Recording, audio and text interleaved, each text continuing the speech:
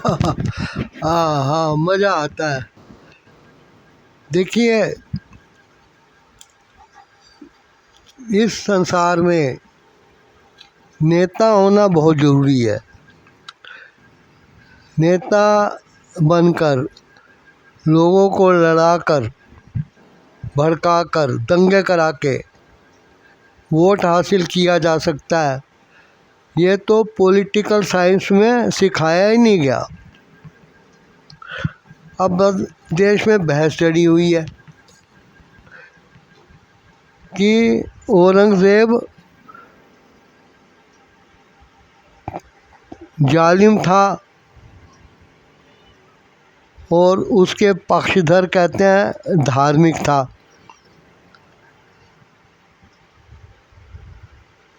एक इंसान जो कि इतने साल पहले इस दुनिया में आया था और मुग़ल बादशाह था, उसके बारे में आज के इस एडवांस ज़माने में जिधर की एआई से आप कोई क्वेश्चन पूछो तो वो बहुत बड़ी सीक्रेट को उजागर कर देती हैं। उस समय एक कीर्तन हो रहा है, औरंगज़ेब जालिम था, नहीं औरंगज़ेब धार्मिक था। अब कुछ लोग उसको जालिम कह रहे हैं, ये उनके अपने विचार हैं, संस्कार हैं। और कुछ लोग उनको धार्मिक कह रहे हैं क्योंकि उनको लगता है कि उनके धर्म में इसी को धार्मिक कार्यवाही कहा जाता है। गैर मुस्लिम को कुचल देना, उनको ज़बरदस्ती अपने धर्म में शामिल करवा लेना। अच्छा, एक बात समझ नहीं आती कि दुनिया में भगवान ने किसी को भेजा तो कुछ सोच के भेजा है। अब इतने सारे धर्म हैं, एक नई आत्मा बच्चे के रूप में जब भगवान या खुदा, गॉड, वाहिगुरु, सर्वशक्तिमान, जो कि सबका मालिक एक है वाली बात आती है, वो जब इस संसार में भेजता है तो वो जिस खानदान में, जिस परिवार में उसको भेजता है तो पहले उस देखता होगा ना कि उसका धर्म क्या है। उसके कर्मों के हिसाब से उसको, अगर हिंदू सनातन धर्म के मानने वाले परिवार में पैदा करेगा तो उसको मन को शांत करने के लिए गुर सिखाए जाएंगे, ब्लड प्रेशर लो रखा जाएगा, मीन्स नॉर्मल, हाई नहीं।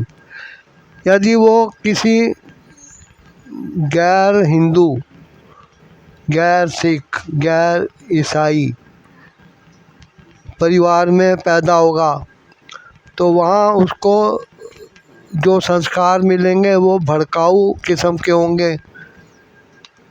उसमें जो धार्मिक प्रवचन होंगे उसमें यही सिखाया जाएगा कि गैर मुस्लिम को कैसे तड़पा के, यानी कि हलाल करके मारना है, सर तन से जुदा करना है, और कैसे किडनैप करके महिलाओं को, लड़कियों को धर्म परिवर्तन कराना है।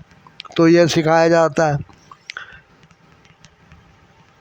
अब मुस्लिम परिवार में जो पैदा होते हैं, यदि उसे खुदा अपने डिज़ाइन में बना के भेजता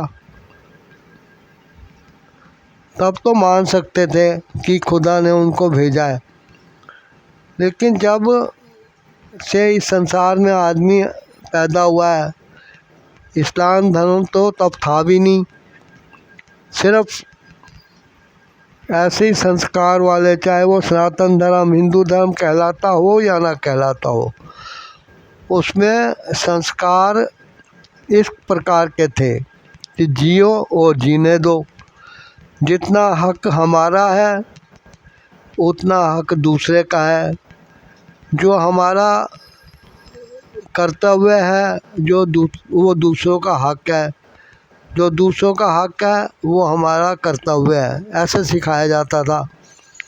लेकिन जब ऐसी चीज़ें लोगों को पसंद नहीं आई और समाज में उनको दुत्कारा फटकारा गया, तब उन्होंने कुछ नए नियम बना दिए, जिनमें कि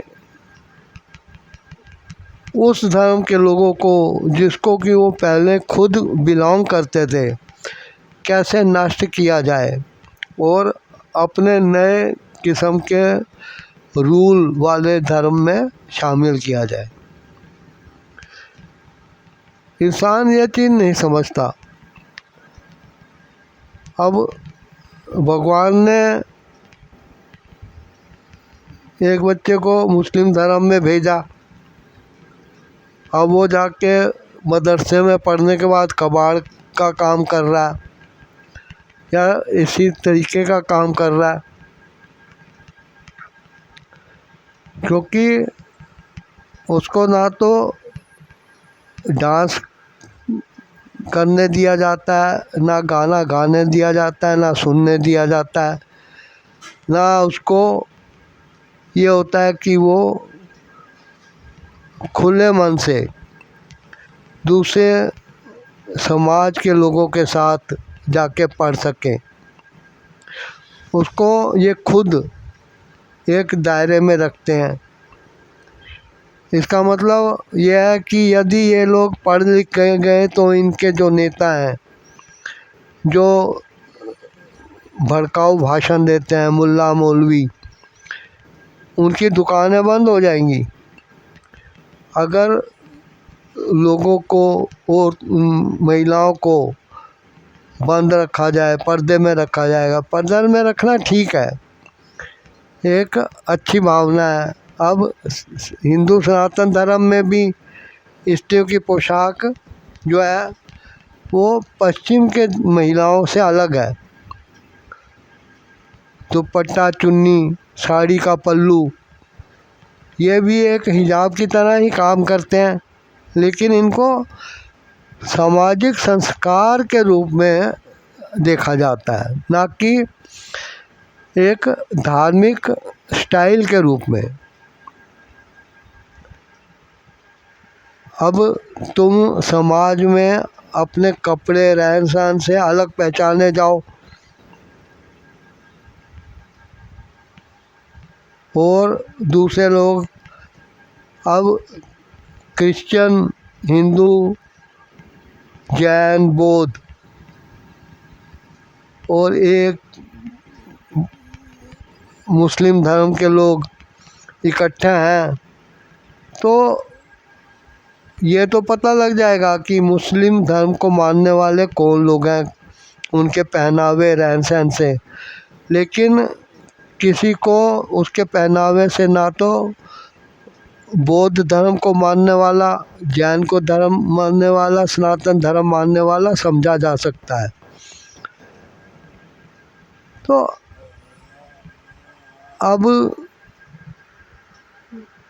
नेता जो है उनकी आपस में दुश्मनी हो, लालच हो, तो वो खुद तो बंकर वाला में इधर उधर छुपे रहते हैं, एसी वाले कमरों में बैठ के ऑपरेशन रूम में बैठे हैं जी, लड़ाई देख रहे हैं, कंट्रोल कर रहे हैं कहते हैं। उनको चाहिए कि राजपूत राजाओं हो, जो पुराने बादशाह वाला थे, इन नवाब की तरह घोड़े पे, हाथी पे बैठ के खुद लड़ाई के मैदान में जाएं। लेकिन जो दंगे कराते हैं वो दंगों में शामिल नहीं होते हैं, उनके जान माल को कोई ख़तरा नहीं होता है, बल्कि उनके जो भगत हैं, जो कि उनके असली रूप को नहीं समझते, उनके बहुरूप को नहीं समझते, वो पागल हो जाते हैं।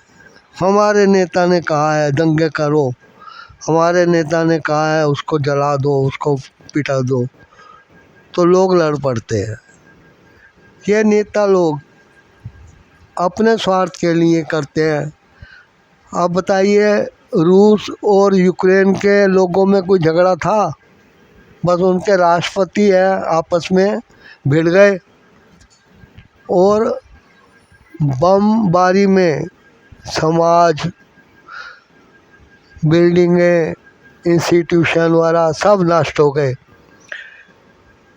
कितने सैनिक रूस के मारे गए, कितने सैनिक यूक्रेन के मारे गए, लेकिन लड़ाई की घोषणा करके उसको कंट्रोल करने वाले राष्ट्रपति आराम से खा पी रहे हैं और रात को ऐश करते हैं। लोगों को चाहिए कि अपने नेताओं को समझें। नेता वो नहीं होता जो भड़का के लोगों को लड़ाए, नेता वो होता है जो लड़ते हुए लोगों को शांत कर दे। तो इस चैनल को आप विज़िट करते रहें, वीडियो को लाइक शेयर करें और सब्सक्राइब करना ना भूलें। इस वीडियो को आप शेयर भी कर सकते हैं ताकि आपके ग्रुप में लेन देन बना रहे। थैंक्स, मिलते हैं किसी और टॉपिक पे।